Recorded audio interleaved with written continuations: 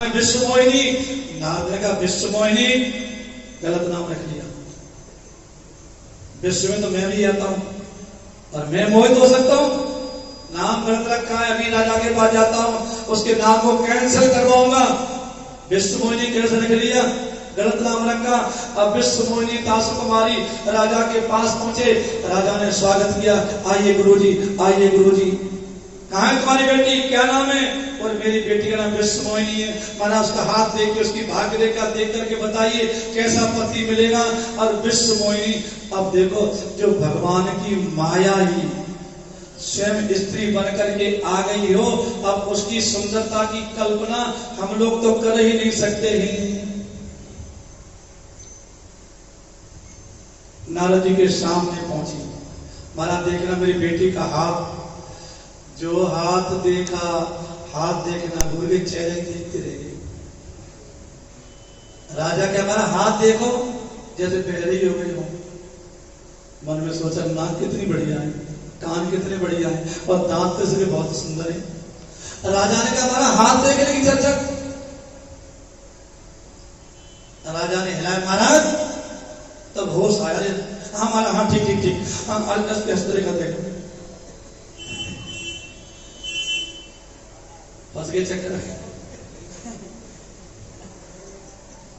अब तो नारद जी, और जो हाथ देखा लक्षण तास बिलो के भुलाने, उसके लक्षणों को हस्तरेखा में देखा तो महात्मा जी भूल गए। और हृदय हर्ष ने प्रकट बखाने, नारद जी ने उन लक्षणों को जब देखा, हृदय में अपने अंदर ही पढ़ करके रख लिया कि इनको नहीं बताएंगे तो ये तो काम अपना बनने वाला मालूम पड़ता है। अगर बता दिया तो गड़बड़ हो सकती है, तो नकली तो बता डाले, हाँ बहुत पढ़े लिखेगी, बढ़िया घर में शादी हो जाएगी। लेकिन जो उसके लक्षण थे, जो ही बने अमर सोई होई, इसका जो वर्ण करेगा वो अमर होगा।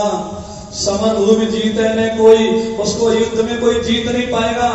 सेवे सकल चराचर ताई, इसके लड़की के साथ जिसका विवाह होगा, जितने भी चल अचल जीव हैं उसकी सेवा करेंगे, जिसका ये बेटी वर्ण करेगी।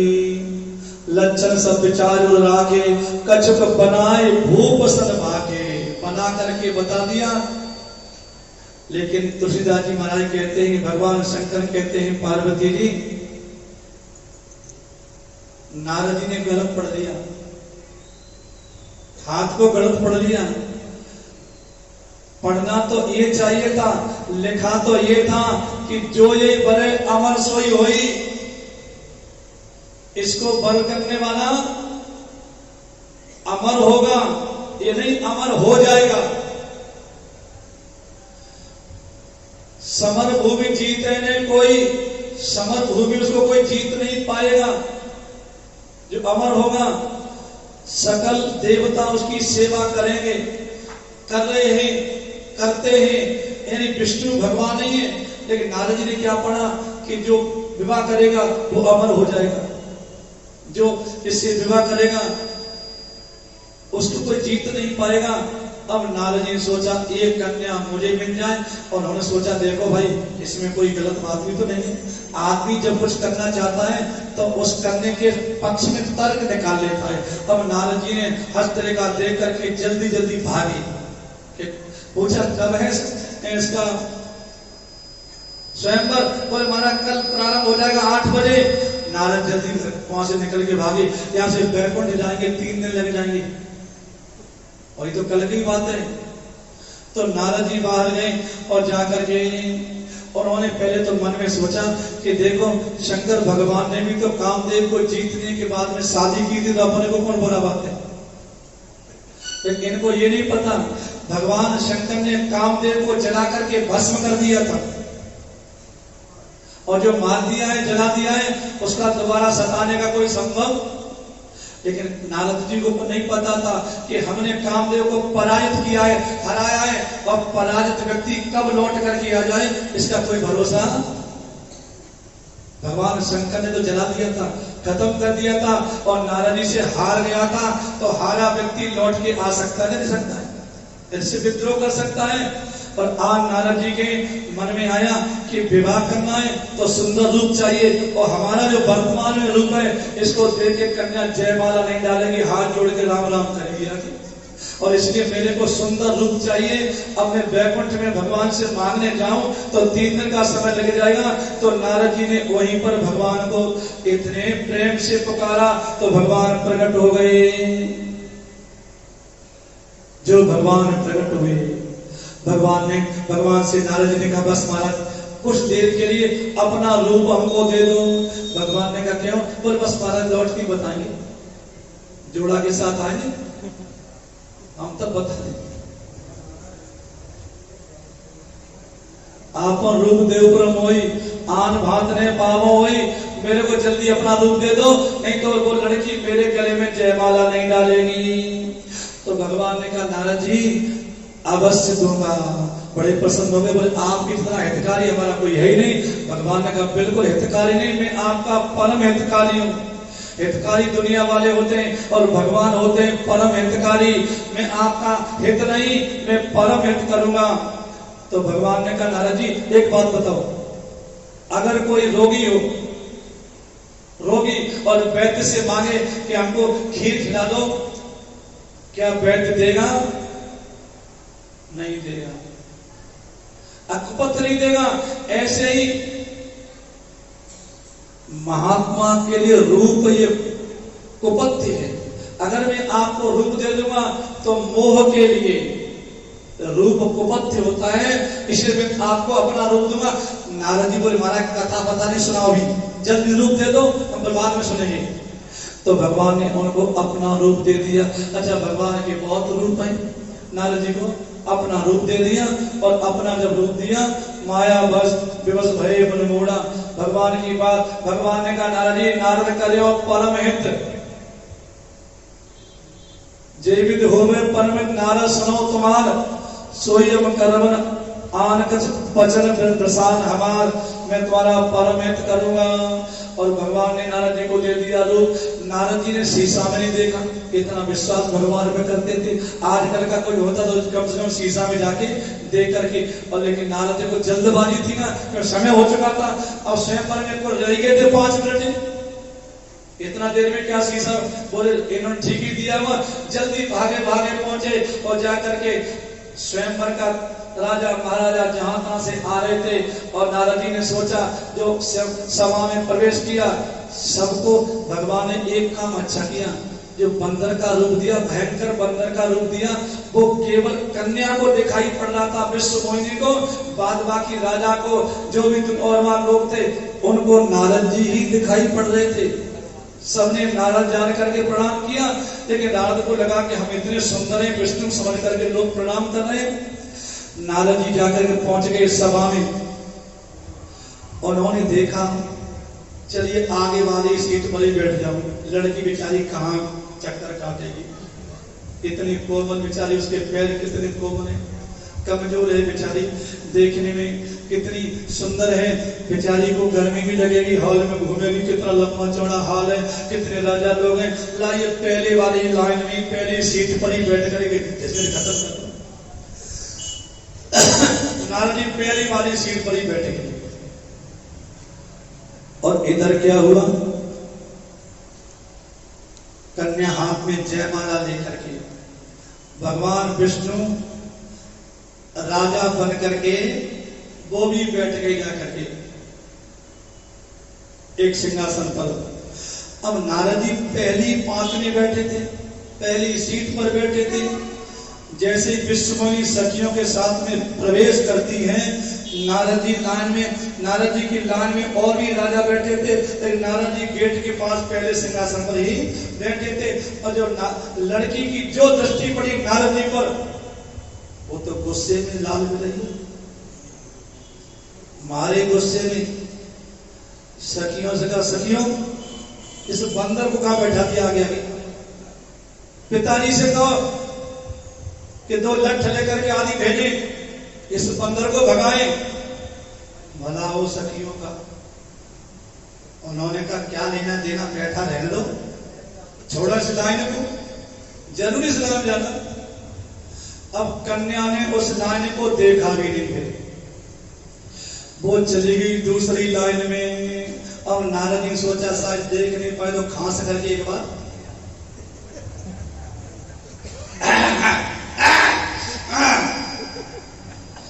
और लड़की को और गुस्सा बढ़े, उसको और गुस्सा बढ़े और दांत ही पीछे पापा से कहते उसको भगाए, दांत कट गया। अब बंदर के दांत कट गए। नारद जी उठ करके खड़े हो गर्दन ऊंची करे। उधर महाराज गर्दन ऊंची करने का फायदा भी क्या था, और उनके पीछे बैठे थे भगवान शंकर के दो गण। उनको सब पता था ये नारद जी ये बंदर बना दिए गए हैं। नारद जी के पीछे वो ब्राह्मण बने बैठे थे और उन्होंने कहा महाराज घबराइए मत, जयमाला तो आपने पड़ेगी और आप बड़े सुंदर हैं। मस्करी कर रहे थे, उनको तो बंदर दिखाई पड़ रहे थे, और आप बड़े सुंदर महाराज, आप तो साक्षात हरि भगवान है। हरि बंदर को भी कहते हैं, आप तो साक्षात हरि भगवान है। और नारद जी की वो कूट प्रशंसा कर रहे थे। नारद जी और भूल करके आप चिंता मत करिए, वो चक्कर लगाने दो महाराज, उधर से आइए और सीधी आकर के यहाँ पर जयमाला आपके ही पड़ेगी। तो नारद जी के मन में थोड़ी सी ढाढ़स बन जाए, थोड़ा सा शांति आ जाए, फिर वो चक्की खड़े हो जाए।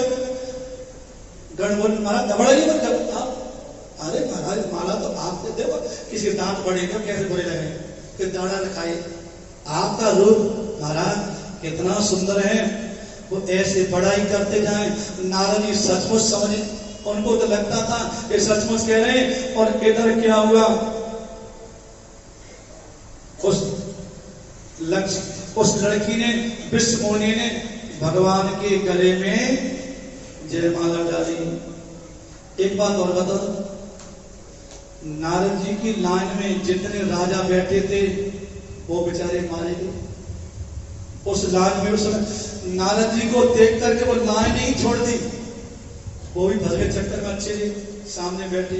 लेकिन संत लोग इसका बड़ा सुंदर भाव निकालते हैं, तो नारद जी संत हैं, संत की तरफ माया कभी देख नहीं सकती, इतनी हिम्मत नहीं जो भगवान का जो भक्त संत है उधर माया दृष्टि भी डाल दे। इसलिए इस माया ने, विश्व मोहिनी ने नारद को आंख उठा के देख भी नहीं सकी। और सचमुच बात है, जो माया होती है ये संत पर दृष्टि नहीं डाल पाएगी, इतनी हिम्मत का उसमें। और संत की लाइन में जो भी बैठे होते हैं उनकी तरफ भी हिम्मत नहीं देखने की। संत की तरफ तो बात ही क्या है, जो संत की लाइन में बैठ जाता है, जो संत के पास आ जाता है, उसको भी माया नहीं सता पाती, उसको भी माया कुछ भी बिगाड़ नहीं पाती है। सच बात तो संत लोग ये बताते हैं। भगवान के गले में जयमाला डाली, और जयमाला जब डाली महाराज भगवान तो लेकर के विश्व मुनि को चल पड़े। और नारद जी उसके बार बार भगवान ने रथ में बिठाया, साथ में लक्ष्मी जी भी थी। विश्व मोहिनी को लेकर के भगवान चले गए। और जब भगवान चले गए, नारद जी व्याकुल हुए, ये क्या हुआ? नारद जी आकुल व्याकुल हो गए, परेशान हो गए। और उन्होंने कहा अच्छा गए हो साहब, और जो जाके पानी में देखा मरकट बदन भयंकर देवी, यानी इतना भयंकर बंदर का आकार बना दिया। अब तो नारद जी को बड़ा क्रोध आया, और दोबारा जब मुंह देखा तो नारद का रूप प्राप्त हुआ था, लेकिन क्रोध उनका अभी तक बराबर था। नारद जी की ओट भड़क रहे थे, अब तो विष्णु रहेंगे या मैं रहूंगा। आज जाकर के फैसला ही हो जाएगा। नारद जी हमारे गुस्सा में ओट भड़कते जा रहे हैं। बीना जी ना जाने कहां पड़ी है। नारद जी का मैं विष्णु को ही देखता हूं, और ये भी कौतुक निधि। रास्ते भी आगे बीच में लक्ष्मी बैठी है, विश्व मोहिनी बैठी है। उधर से रथ निकला, नारद से भगवान बोला अरे गुरु जी कहां जा रहे हो, आइए आइए बैठिए मैं आपको पहुंचाऊं। नारद ने कहा हम तो तेरे को ही ढूंढ रहे थे। और आठ गालियों की बौछार जो नारद जी स्तुति करते थे, और उन नारद जी महाराज ने माया के बस में आकर के इतनी गालियां देना प्रारंभ कर दी। पर संपन्ना सकौ ने देखी, तुमने ऐसा कपट विषय के अरे विष्णु दूसरे की उन्नति तुम नहीं देख सकते हो, तुम्हारे मन में कपट है, ईर्ष्या है। देखो समुद्र का मंथन हुआ नहीं, आपने भोले बाबा को तो जहर पिला के पागल कर दिया, गालियां पर गालियां देते जा रहे हैं। और सुनो, देवताओं ने दैत्यों ने बराबर मंथन किया था, और आपने क्या किया, देवताओं को अमृत पिला दिया और बेचारे दैत्यों को अंगूठा दिखवा दिया, और आप लक्ष्मी लेके चले गए। आप बड़े स्वार्थी हैं, लेकिन आज आप तगड़े आदमी के साथ फंस गए।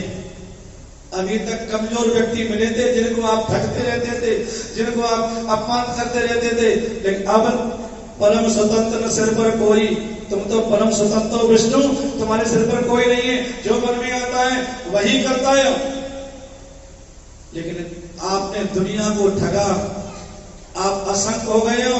आपको ये नहीं पता है कि कौन सा अच्छा काम है, कौन सा बुरा काम है। आपको टांग अड़ानी होती है कि कितना बढ़िया काम होने जा रहा था मेरा, आपने ऐसी टांग अड़ाई। इसलिए मैं तुम्हें साफ दूंगा, जब भगवान को गिन गिन के गालियां दी तो लक्ष्मी जी बोली महाराज अब हमसे सुना नहीं जाता है। इन महात्मा को आप समझाइए, नहीं मैं खड़ी होती हूँ अभी। तो भगवान ने कहा लक्ष्मी जी शांत रहिए। इन महात्मा जी ने हमारी बड़ी बड़ी स्तुतियां की, थोड़ी आवाज बढ़ाओ। इन्होंने हमारी बड़ी बड़ी स्तुतियां गाई हैं, आज थोड़ा गाली का प्रयोग भी हो जाने दो। इन महात्मा ने हमारा बड़ा आदर किया है, आज थोड़ा गाली का भी आनंद लेने दो।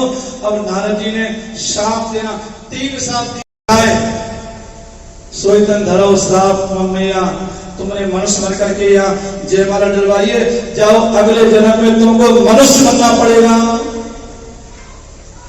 भगवान ने कहा एवं मस्तु।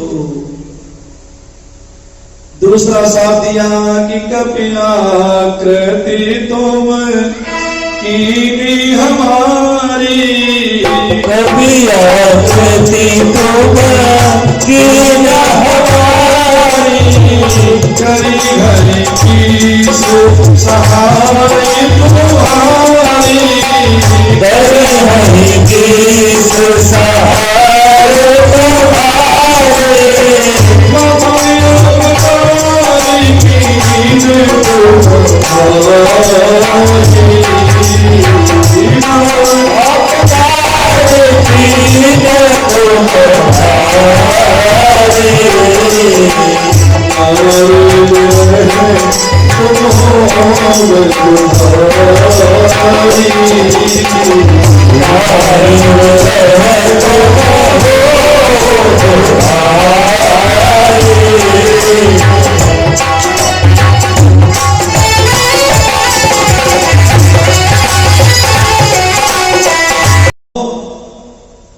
अगले जन्म में तुमको मनुष्य बनना पड़ेगा।